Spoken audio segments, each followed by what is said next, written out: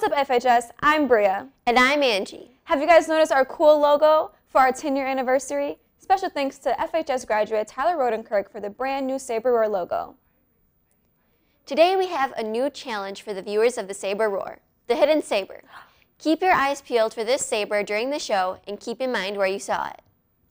The first person to email the correct answer after 10:35 a.m. to the saberroar@franklinsabers.org from their Gmail account will win. The winner gets a free lunchroom cookie and a Saber Roar t-shirt.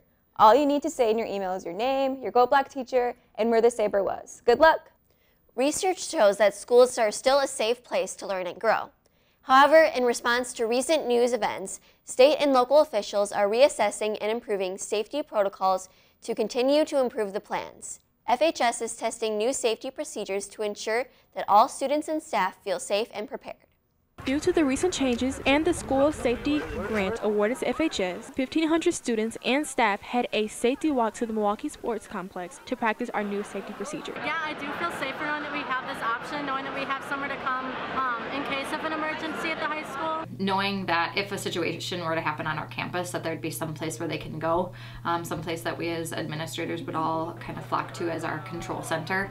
And hopefully they just feel more prepared so that if something does happen, it's not spur of the moment, like what do I do in this situation type of thing. The state required staff to take part in a mandatory online course about trauma and school safety. Also in the front office, we have a buzzer and reinforced glass in case of an intruder. But the most important part is if you see anything in school unusual, please report it to the office or a trusted teacher immediately. If you have any questions or concerns, feel free to stop by the office and request an appointment with one of the administrators. You know that feeling when someone just won't leave you alone? The fall play this year, The Woman Who Came to Dinner, showed what it's like when a famous radio personality just won't get out of your house. This year's fall play, The Woman Who Came to Dinner, was an immense hit at Franklin High School. The Woman Who Came to Dinner is a 1940s comedy where we have our central character who is supposed to be a famous person, and she trips and falls and hurts herself when she's visiting a family. In order to prepare for the play, the cast and crew spent countless hours perfecting the performance.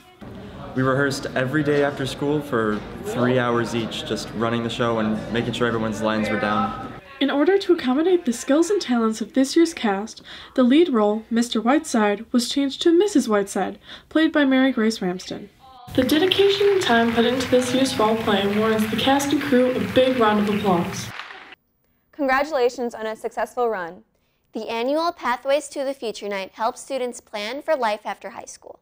The Pathways to the Future Night offered FHS students a chance to see the different departments offered throughout the school and how it can make them college and career ready. We give our chance and our opportunity to share truly what our goal is as a department. Students were able to explore many departments including music, video production, human services, business, science, and many others.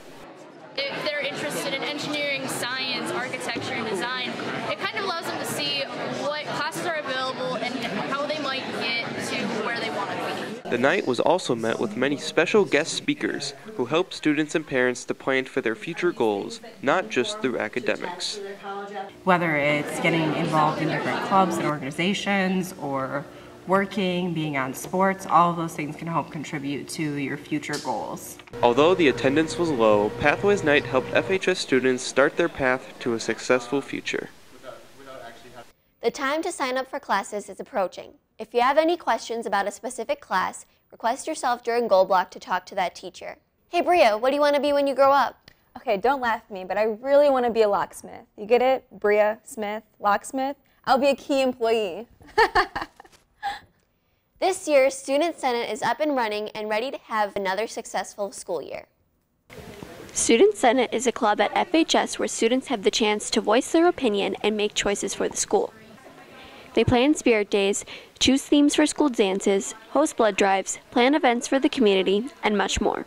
Students get the option in the spring to run for a elected position. So elections will take place within the Student Senate meetings. They get voted on by those students after they've kind of given their reasons why they think they should be voted. Student Senate meetings vary. There's usually one a month where we talk about different events going on, and then from there we have different ones if we need to plan things. Student Senate meetings are typically in the Saber Success Center. Now They've been in Miss Adams' room next to the library, but you'll always be notified where they are. Mrs. Adams has lots of plans for Student Senate this year. I really want to work more on getting us volunteering more in the community and getting more student leadership around the school and what decisions you guys want to see and what you want. With all these new plans, Student Senate is sure to pave the way for a better school community. If you are interested in joining Student Senate, come to a meeting or contact Carmen Kasorik or Mrs. Adams with any questions. Saber Reads is back to bring you some of FHS's favorite book recommendations. This week, Mr. Nettersheim is here to share one of his.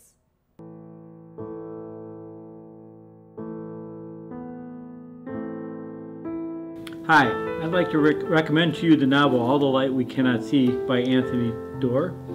This novel is a winner of the Pulitzer Prize as well as a National Book Award finalist and was voted one of the 10 best books according to the New York Times Book Review when it came out in 2014. If you're someone who loves historical fiction, especially things that have to do with World War II in your historical fiction, this could be a great read for you. In the novel we have two distinct characters, Marie Laure and Werner. Marie Laure is a young child who, at the age of 6, suddenly goes blind just as the war is beginning and is forced to flee then, eventually, with her father to the community of Saint Malo, which is along the sea in northern France. Meanwhile, young Werner is a student in Germany at the time the war breaks out and is being adept at working with radios, takes him into being swept up in the Hitler Youth Movement and becoming a part of the Nazi army as they track the resistance that's going on. As the novel unfolds, we find out more and more about each character until eventually their stories intertwine to a very interesting and inescapable conclusion. So overall, I would highly recommend this novel for you again if you like a good story in general and historical fiction dealing with World War II in particular. Thanks for your time. If you have any books that you'd like to share on the Saber Roar, send an email to francisco.gomez@franklinsabers.org to be part of the show. Now here's Emma with This Just In.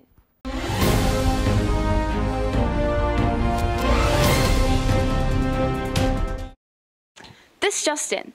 The class of 2021 is selling candygrams during B-Day lunches December 3rd through December 14th. If you can't pick one up at lunch, you can stop at C227. Each candygram is $1.